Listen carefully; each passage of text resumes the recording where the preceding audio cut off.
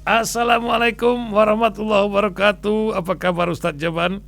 Waalaikumsalam warahmatullahi wabarakatuh. Alhamdulillah, sehat. Gimana Masya Pak Allah, Ihsan? Sehat? Alhamdulillah sehat, Alhamdulillah. Alhamdulillah. Bagaimana capek nih Alhamdulillah. Ustadz habis tawaf sana sini, jalan ke sa'i dan lain-lainnya, luar biasa. Iya, iya. Iya. Negeri Sekarang udah pulang, udah udah di sampai Amerika ya, lagi udah ya. sampai di Alhamdulillah. settle lagi. Iya, iya, Dinginkah alhamdulillah. apa cuaca di sana malam hari? Bagus, bagus. Suasana bagus hari ini. Bagus ya suasana. Hari ini mulai ya. Mulai bagus. Tapi bagaimana suasana politik di sana? Nampaknya para anggota parlemen sudah siap-siap buat impeachment, walaupun direm mendadak ya dengan jangkar dari Donald Trump yang bagian orang bilang ini ada sakit jiwa atau cemana? Apa yang sebenarnya dilihat oleh masyarakat Amerika dan ini sudah berdampak pada kantong warga Amerika sendiri, bukan begitu, Ustaz Jaban?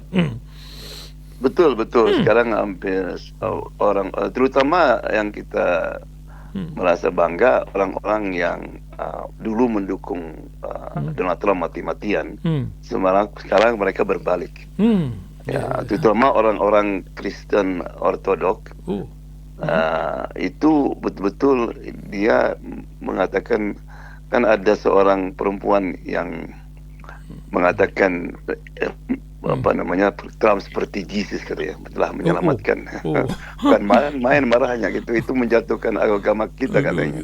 Ya, kemudian juga kata-kata yang kotor yang diucapkan oleh Trump itu, dia bilang kamu merusak. Dan juga kasih Tucker Carlson itu, masya Allah, bagus sekali. Dia muji-muji, dan dia juga dengan menjelek-jelekkan Islam itu berarti kamu bukan Kristen lagi. Tapi dia mensayangkan juga, kok tidak ada reaksi dari para pemimpin Islam. Aneh katanya. Innalillahi. Ya, apalagi di negara-negara Teluk. Agamanya dihina, satu orang pun nggak ada reaksi. Masjid Aqsa ditutup, orang Muslim kok diam-diam saja. Ya. Bahkan tidak mengemet, tidak memberikan kecaman, termasuk para pemimpin di negeri yang katanya terbesar penduduk Islamnya. Ini juga menjadi aneh, malu diri kita sendiri begitu. Aneh. Oh, mereka juga menganggap bilang aneh itu. Aneh, dia bilang agamamu dihina-hina kok kamu masih mendukung dia gitu kan. Apa karena memang zaman Ru'ai Bidah ini begini pemimpinnya, Ustadz Joban? Mungkin dari segi literasi ini juga, apakah kita benar sedang mengalami zaman itu atau cemana, Ustadz Joban? Sebelum bincang dari langit itu. Iya. Iya, itulah kembali kepada hubud dunya wa karahiyatul maut. Cinta dunia dan takut mati. Ya, Allah sudah tidak akbar lagi gitu kan. Ya, Allah sudah tidak akbar lagi. Ya, itulah seperti cerita tentang Persia dan Romawi. Persia dari dulu juga memang mengejar kematian, tapi Romawi dengan kedikdayaannya mengejar keuangan dan hidup poya-poya. Itu kan literasi lama yang terulang-ulang, bukan begitu, Ustaz? Betul. Mereka tidak. Allah tuh punya ada namanya sunnatullah gitu kan. Jadi apa yang terjadi ini sebetulnya orang kadang-kadang nggak ada hubungan dengan sunnatullah. Semuanya terjadi sunnatullah. Apa yang terjadi Amerika, Israel sekarang membabi buta itu terjadi sebelumnya. Dan ini tanda-tanda akan kehancuran mereka. Kalau kita lihat kehancurannya Persia Romawi itu setelah mereka moralnya jatuh. Iya. Gitu, betul. Masya Allah, berita dari langit apa Ustadz yang ingin diingatkan untuk pendengar? Ini sudah ada tambah nih, tadi pagi 22 negara, sekarang 28 nih. Tambah lagi, ada di Rusia, ada di macam-macam tempat ini. Masya Allah. Silakan Ustadz, jawaban dari Aceh sampai Banyuwangi menunggu. Silakan. Alhamdulillah rabbil alamin, wassalatu wassalamu ala sayyidina Muhammad wa ala alihi washabihi ajmain, amma ba'du. A'udzu billahi minasyaitonir rajim. Wa amma binikmati rabbika fahaddits. Terhadap nikmat Tuhanmu nyatakanlah. Ini banyak orang yang salah paham tentang apa artinya nyatakanlah, fahaddits. Ada yang mengatakan, perlihatkan kekayaanmu, ini mobil saya, ini rumah saya, ini harta saya, dan itu tidak benar. Ada lagi enggak, maksudnya nyatakan pada diri sendiri, saya punya ini, punya itu. Nah, kedua-duanya salah, karena Allah tidak mengatakan wa amma bi ni'mati rabbika fatakallam. Kalau fatakallam betul, tapi fahadis. Apa dasar bahasa hadasa itu? kalau dalam bahasa Arab, kalau kita misalnya masuk suatu tempat, di tempat itu terhadap perubahan. Itu terjadi, kita bertanya, Madza hadath? What happened? Apa yang terjadi? Gitu kan, berarti ada perubahan, ada perkembangan. Makanya kalau kita lihat ayat sebelumnya, alam yajidka yatiman fa'awa. Bukankah dia dapatkan kamu dalam keadaan yatim, kemudian Allah perlindungi. Ada perubahan dari yatim, Nabi menjadi terlindung. Wajadaka dhalam fahada. Dia dapatkan kamu dalam kaum yang sesat, kemudian kami petunjuk, kemudian dia tunjukin dia. Wajadaka ailam fa'agna. Dia dapat kamu dalam keadaan fakir, kemudian perkaya kamu. Ya, jadi kata-kata fahadis dalam istilah bahasa baru artinya updating, update, diupdate, ya, berkembang. Jadi ketika kita menerima nikmat Allah, maka kita mesti mengupdate-nya. Ada terjadi perubahan pada diri kita.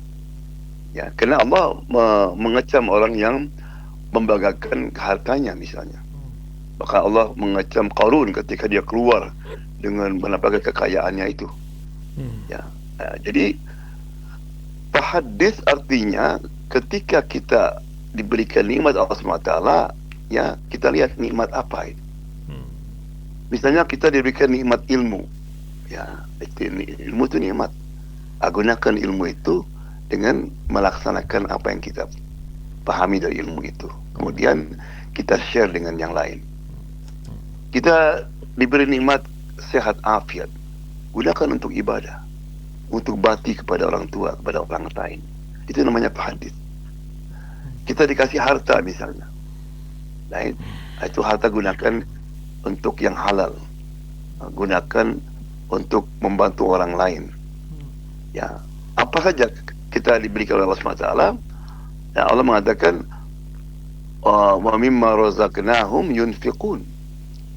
Di antara orang bertakwa itu, apapun yang Allah berikan pada mereka, semua nikmat mereka spend untuk orang lain, orang lain. Sebagai contoh misalnya, kenapa Allah memuji para sahabat dulu? Baik, was-sabiquna as-sabiqun ulaikal muqarrabun. Dipuji Allah SWT kerana setiap apapun yang Allah berikan nikmat kepada mereka, mereka ingin disumbangkan kepada perjuangan Islam. Jadi kalau misalnya JF Kennedy mengatakan, jangan bertanya apa yang bisa disumbangkan oleh Amerika kepadamu, tapi bertanyalah apa yang kamu bisa sumbangkan untuk Amerika. Lebih kerja sebagai seorang Muslim, jangan bertanya what Islam can do for you, tapi kita bertanya what I can do for Islam. Makanya ada seorang perempuan namanya Sulaim. Jadi ketika para orang-orang Ansor, kebanyakan di Madinah itu, memberikan sumbangan apa yang mereka miliki kepada Rasulullah, dia lihat kanan kiri apa yang dia miliki, nggak punya apa-apa dia. Jadi dia ingin menyumbangkan apa yang paling dia hargai. Setelah dilihat kesana sini nggak ada, dia punya anak namanya Anas. Ya, bayangkan juga seorang tua itu kan ingin selalu melihat anaknya, ingin dekat dengan anaknya. Ya, tapi perempuan ini kerana dia tidak mau ketinggalan, dia ingin kompetisi, maka datang ya Rasulullah, ini Anas, aku sumbangkan untuk kamu, jadi khadam kamu. Allah. Masya Allah. Ya, itu namanya nikmat. Allah berikan nikmat kepada Sulaim dengan nikmat itu, nikmat anak. Dia berikan anak itu. Itu artinya tahadits. Oleh karena itu maka kita lihat banyak hadis-hadis yang diriwayatkan oleh Anas, terutama masalah private Nabi dalam kehidupan dengan interaksi dengan istri-istrinya, ibadahnya ketika malam, itu dari Anas semua. Itu jadi sampai sekarang anak dari Sulaim itu ya. Sulaim itu.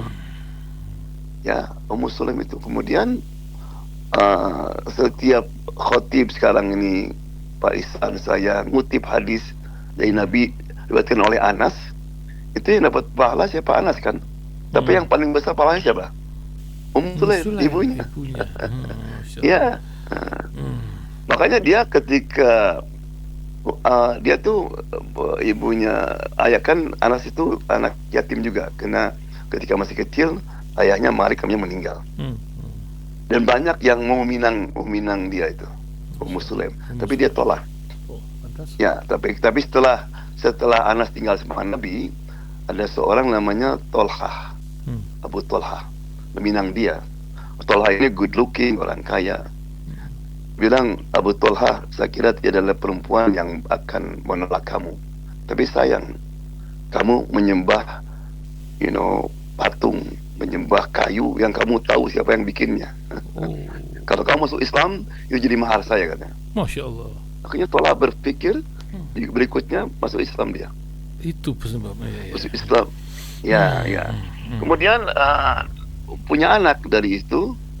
Anaknya ketika lucu-lucunya supaya sakit, tapi Abu Tolhah dia perlu berniaga, dia keluar. Maka pergilah dia. Setelah pulang, setelah mungkin sebulan, meninggal anaknya coba. Bayangkan seorang ibu ditinggalkan anaknya, kan, anak yang paling disayang. Gimana reaksinya, kan?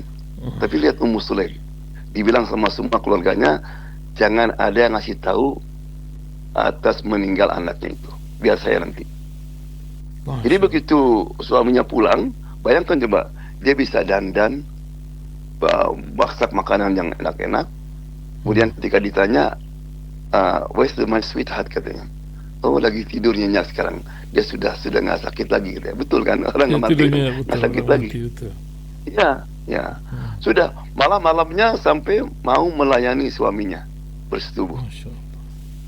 Besoknya dia tanya, Bang, mau tanya ya, apa? Kalau ada orang yang nyimpan amanat kepada saya, kemudian dia mau ngambilnya, saya mesti kembalikan nggak? Harus kembalikan, itu kan amanat. Nah, amanat yang lebih kepada kita, anak kita, diambil sama yang punyanya. Apa? Kaget dia, betul lah. Kamu sampai tega dandan di malam. Akhirnya agak marah juga, pergi kepada Rasulullah SAW, ya Rasulullah, ceritakan kisahnya. Rasulullah senyum. Kata dia, itulah perempuan yang solehah.